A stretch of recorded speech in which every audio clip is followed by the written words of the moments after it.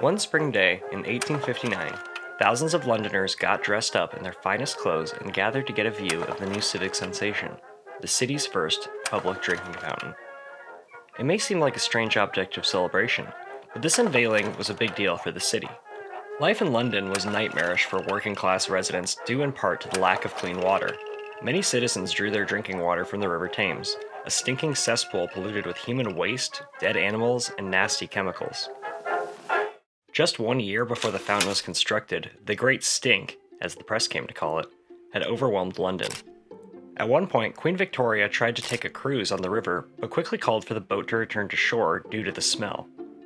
A British journalist marveled that his was a nation that could colonize the remotest ends of the earth, but cannot clean the River Thames.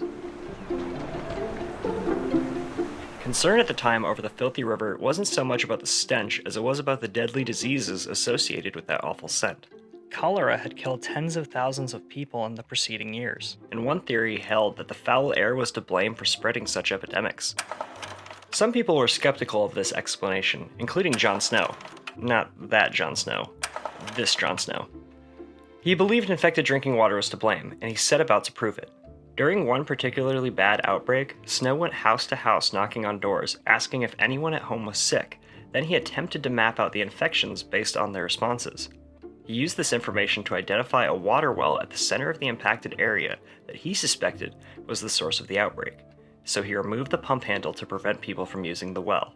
The epidemic died down shortly thereafter, which helped boost Snow's credibility.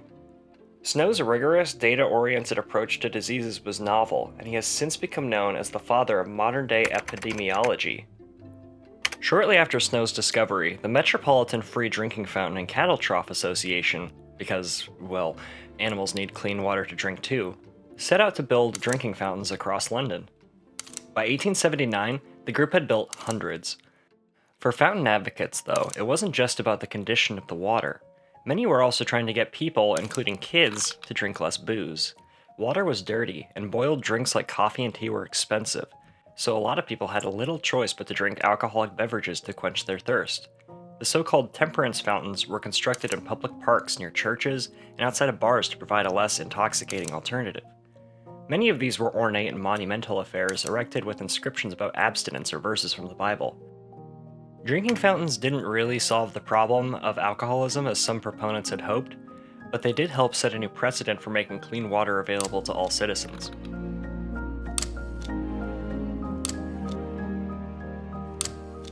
Even as they became essential, though, early fountains still had some design issues to overcome. Around the turn of the 20th century, many featured a spigot and common cup, which was usually suspended from a chain for everyone to use. It took time for public health officials to fully embrace the germ theory of disease and usher in new approaches that would not require users to put their mouth on shared surfaces. In Portland, Oregon, for instance, a businessman and philanthropist named Simon Benson commissioned a series of architect-designed fountains in 1912 that became known as the Benson Bubblers. These now iconic multi-spout fountains bubbled water up from below for a thirsty populace. Despite all this information, there still remained a problem. Backwash could drip back down onto the tops of the somewhat ironically named sanitary fountains. In some cases, people even put their lips to the spouts. There were proposals to put cages around the spouts to prevent this, but designers ultimately settled on fountains that produced upwardly arced jets of water, the kind that are typically associated with drinking fountains today. Water fountains alone couldn't solve all the hygiene and odor problems common in growing cities like London, but they at least provided a way for urban residents to enjoy alcohol-free hydration in an age of pollution-ridden industrialization.